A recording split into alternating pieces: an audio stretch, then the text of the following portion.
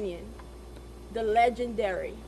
Yeah. Why is it Dead Horse Canyon? It's the best place. Top question. It's called Dead Horse Canyon because at one point, guys were coming up to trap wild horses, and they used the fence to hold them back. And they basically, some kind of way, they started dying because they were fenced back. So the horses died, and it's Dead Horse Canyon. And it's only a legend. We don't know if it's true. Yay. Yay. It looks a lot like the bed on the right, but it's lower. So the right side has been thrown upward versus the other side. Yeah.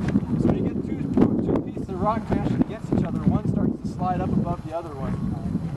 So that other side over there has kind of slid up above the other side. So that's the Cane Creek anticline.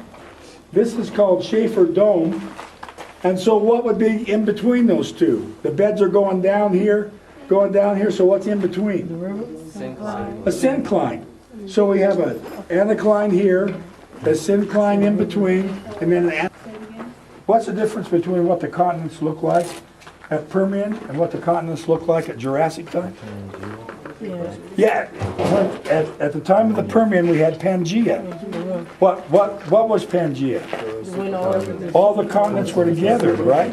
So we had one great big megacontinent.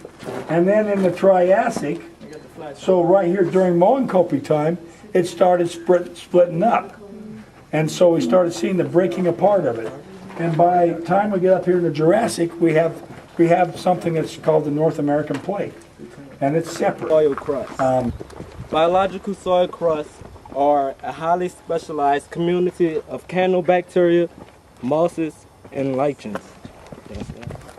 Lichens. Careful. It's the little ones, though. It's these little stuff. Yeah. The little mounds of crust. But don't step on it. Don't step on it. Stay on the rock. You'll hear them scream. Biological soil crusts are commonly found in semi-arid. We're going to be walking eventually up and going through these cracks between these fins. And these fins are going to be 20, 30, 40, sometimes 80 feet above us, almost vertical. So we're going to be walking through these little tiny cracks down in here. Some places are only going to be this wide, okay? Some places are going to be really nice and wide, be easy to get through. But that's what we're going to be doing, walking through these cracks between the fins. Now once you get a fin like that, if you start any mechanism that causes erosion down at the base and actually wears through that fin, you start to get an arch. That's why you get so many arches in this area. There's 2,400 arches in the park, and it's still growing. Every year they find more arches.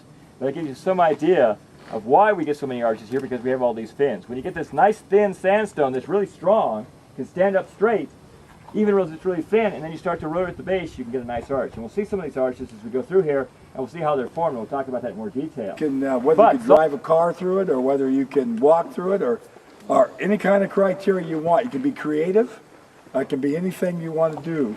But I want you to start looking at the different arches you see today, and by tomorrow have some kind of a classification system done for the kind of arches you see.